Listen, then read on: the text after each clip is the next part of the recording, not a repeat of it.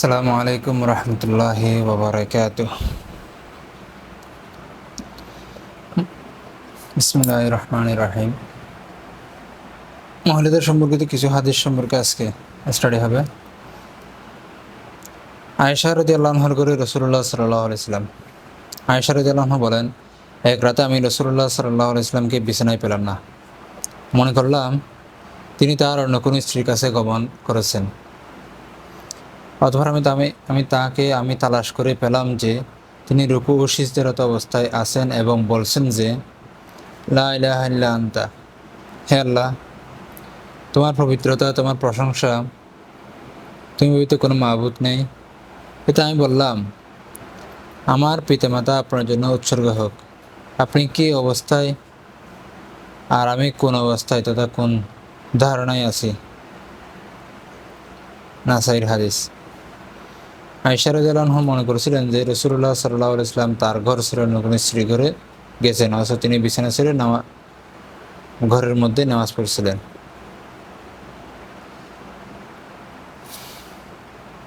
একটা বুখারীর হাদিস। খাদিজা রাদিয়াল্লাহু আনহার প্রতি আল্লাহর সালাম। আবু হুরায়রা রাদিয়াল্লাহু আনহু থেকে বর্ণিত, তিনি বলেন, একবার জিবরাইল আলাইহিস সালাম রাসূলুল্লাহ সাল্লাল্লাহু আলাইহি ওয়াসাল্লামের নিকট আসলেন। এই সময় তিনি বললেন, হে আল্লাহর রাসূল, ওই যে পাত্রে করে তরকারি বা আহারের জিনিস নিয়ে খাদিজা আসছেন, তিনি আপনার নিকট পৌঁছলে তার প্রভুর পক্ষ থেকে ও আমার পক্ষ থেকে সালাম পৌঁছাবেন, আর তাকে জান্নাতে মণিমুক্তা খচিত একটি প্রাসাদের সুসংবাদ দিন। সেখানে কোনো শোরগোল থাকবে না, আর কষ্ট ক্লেশও থাকবে না। ঠিক আছে। রাসূলুল্লাহ সাল্লাল্লাহু আলাইহি ওয়াসাল্লাম যখন হেরা গুহায় অবস্থান করতেন, তখন খাদিজা রাদিয়াল্লাহু আনহা তাকে পাত্র করে খাবার নিয়ে আসতেন। সেখানে তিনি আল্লাহর পক্ষ থেকে সালাম প্রাপ্ত হন। আর তিনি রাসূলুল্লাহ সাল্লাল্লাহু আলাইহি ওয়াসাল্লামের ঘরকে সবসময় কোলাহল মুক্ত, শোরগোল মুক্ত রাখতেন। কষ্ট ক্লেশ দূর করে দেওয়ার জন্য সবসময় চেষ্টা করতেন। এজন্য তাকে ওরকম একটা প্রাসাদের সুসংবাদ দেওয়া হয়েছে। সাইফা রাদিয়াল্লাহু আনহু ভালো খাবার তৈরি করতেন। সম্পর্কিত একটি হাদিস। নাসাইর। উম্মুল মুমিনিন আয়েশা রাদিয়াল্লাহু আনহা থেকে বর্ণিত, তিনি বলেন, আমি সাফিয়া রাদিয়াল্লাহু আনহার মতো ভালো খাবার তৈরি করতে পারে এরকম কাউকে দেখিনি। তিনি রাসূলুল্লাহ সাল্লাল্লাহু আলাইহি ওয়াসাল্লামের কাছে থালা নিয়ে কিছু খাবার হাদিয়া পেশ করলেন। আমি নিজেকে আর আয়ত্তে রাখতে পারিনি, এমনকি থালাটি ভেঙে দিয়েছি।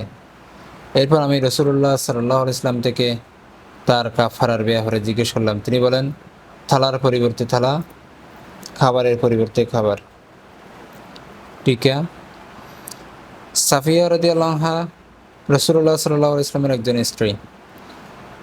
একাধিক স্ত্রী থাকার কারণে পারিবারিক জীবনে রাসূলুল্লাহ সাল্লাল্লাহু আলাইহি ওয়াসাল্লামকে অনেক ছোট বড় সমস্যার সম্মুখীন হতে হয়েছে। আর তিনি সমস্যাগুলো অত্যন্ত ধৈর্য ও বিচক্ষণতার সাথে সমাধান করেছেন। একজন পূর্ণাঙ্গ আদর্শ মানব হিসেবে তার সফলতা এখানে। মহিলাদের স্বপ্ন দুঃসহ সম্পর্কিত একটি হাদিস।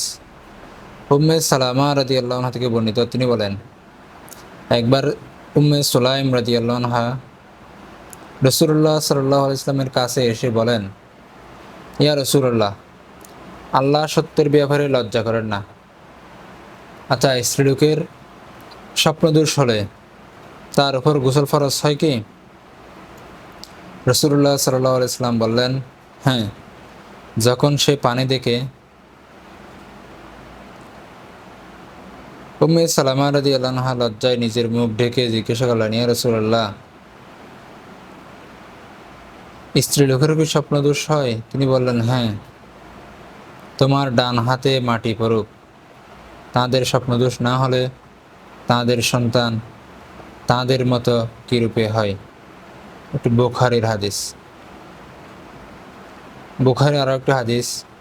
হায়েস আদব মেয়েদের জন্য নির্ধারিত সম্পর্কিত হাদিস। আয়েশা রাদিয়াল্লাহু আনহা থেকে বর্ণিত, তিনি বলেন, আমরা সবাই মদিনা থেকে একমাত্র হজ করার উদ্দেশ্যে বের হলাম। সারেফ নামক স্থানে এসে আমার মাসিক হলো। আমি কাঁদছিলাম। এমন সময় রাসূলুল্লাহ সাল্লাল্লাহু আলাইহি ওয়াসাল্লাম আমার নিকট আসলেন। তিনি জিজ্ঞেস করলেন, কাঁদছ কেন? মাসিক হয়েছে, তাই না? আমি বললাম, হ্যাঁ। তিনি বলেন, আল্লাহ তাআলা আদমের মেয়েদের জন্য এটা নির্ধারিত করেছেন। তুমি কাবাঘর প্রদক্ষিণ ছাড়া অন্যান্য হাজীদের মতো হজ ব্রত পালন করতে থাকো। আয়েশা রাদিয়াল্লাহু আনহা বলেন, রাসূলুল্লাহ সাল্লাল্লাহু আলাইহি ওয়াসাল্লাম তার স্ত্রীদের পক্ষ থেকে গাভী কোরবানি করেছিলেন। আর একটি হাদিস, হায়েজ অবস্থায় স্ত্রী কতটুকু হালাল এ সম্পর্কিত যায়েদ ইবনে আসলাম রাদিয়াল্লাহু আনহু থেকে বর্ণিত, একজন সাহাবী রাসূলুল্লাহ সাল্লাল্লাহু আলাইহি ওয়াসাল্লামের নিকট এসে প্রশ্ন করলেন, আমার স্ত্রী হায়েজ অবস্থায় থাকলে আমার জন্য কতটুকু হালাল? রাসূলুল্লাহ সাল্লাল্লাহু আলাইহি ওয়াসাল্লাম বললেন, স্ত্রী তার ইজার অর্থাৎ পায়জামা শক্ত করে বাঁধবে, অতঃপর তোমার জন্য তার উপরের অংশ দ্বারা উপকৃত হওয়া হালাল। মুয়াত্তা, হাদিসটি মুয়াত্তা। হায়েজ অবস্থায় সঙ্গম ছাড়া স্ত্রীর সাথে অন্যান্য আমোদ আহ্লাদ করা বা তাকে চুমু দেওয়া ও আলিঙ্গন করা স্বামীর জন্য নিষেধ নয়।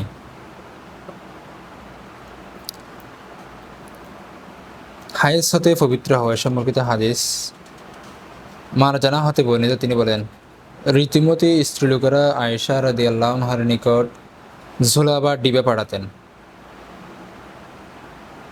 যাহাতে হায়েজের নেকড়া বা তুলা থাকত, তাতে পাণ্ডুবর্ণের ফ্যাকাশে রক্ত লেগে থাকত। তারা এই অবস্থায় নামাজ পড়া সম্পর্কে জানতে চাইত। আয়েশা রাদিয়াল্লাহু আনহা তাদেরকে বলতেন, তাড়াহুড়া করো না, যতক্ষণ পর্যন্ত পূর্ণ সাদা বা বর্ণ দেখতে না পাও। তিনি এর দ্বারা হায়েজ হতে পবিত্রতা বোঝাতেন। হাদিসটি মুয়াত্তা।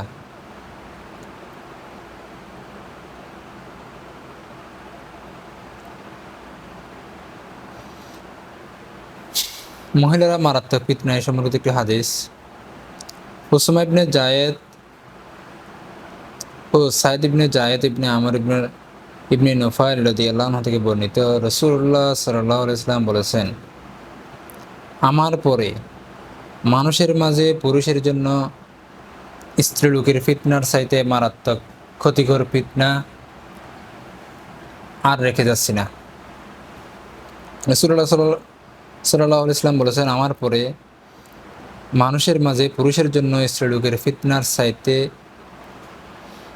মারাত্মক ক্ষতিকর ফিতনা আর রেখে যাচ্ছি না। হাদিসটি বুখারী, মুসলিম, নাসাই, ইবনে মাজাহ এবং তিরমিজি। পরশোলা ব্যবহার নিষেধ সম্পর্কিত একটি হাদিস, হুমায়দ ইবনে আব্দুর রহমান বলেন, তিনি মুআবিয়া রাদিয়াল্লাহু আনহুকে মদিনায় এক ভাষণে বলতে শুনেছেন যে, হে মদিনাবাসীগণ, তোমাদের আলেমগণ কোথায়? আমি তো রাসূলুল্লাহ সাল্লাল্লাহু আলাইহি ওয়াসাল্লামকে এসব কুচ্ছা বা পরশোলা ব্যবহার করতে নিষেধ করতে শুনেছি। তিনি আরও বলতেন, বনী ইসরাঈলগণ তখনই ধ্বংস হয়েছে যখন তাঁদের রমণীগণ কুচ্ছা অর্থাৎ পরশোলা ব্যবহার শুরু করে। বুখারী, মুসলিম, আবু দাউদ, নাসাই এবং তিরমিজি। উল্কি না করা, আব্দুল্লাহ রাদিয়াল্লাহু আনহু থেকে বর্ণিত, রাসূলুল্লাহ সাল্লাল্লাহু আলাইহি ওয়াসাল্লাম এমন সব নারীর উপর লানত করেছেন যারা অঙ্গে উল্কি উৎকীর্ণ করে ও করায় এবং সৌন্দর্যের জন্য ভ্রুর চুল উপড়িয়ে আল্লাহর সৃষ্টিকে পরিবর্তন করে। হাদিসটি সহিহ, বুখারী, মুসলিম, নাসাই, ইবনে মাজাহ। ঠিক আছে। হাদিস, উল্কি হলো হাতের পিঠে বা বাহুতে সূচ দিয়ে কুচিয়ে চামড়ার উপর নকশা বা ফুল আঁকানো, এটা সম্পূর্ণরূপে হারাম। আর ভ্রু প্লাক করাও হারাম।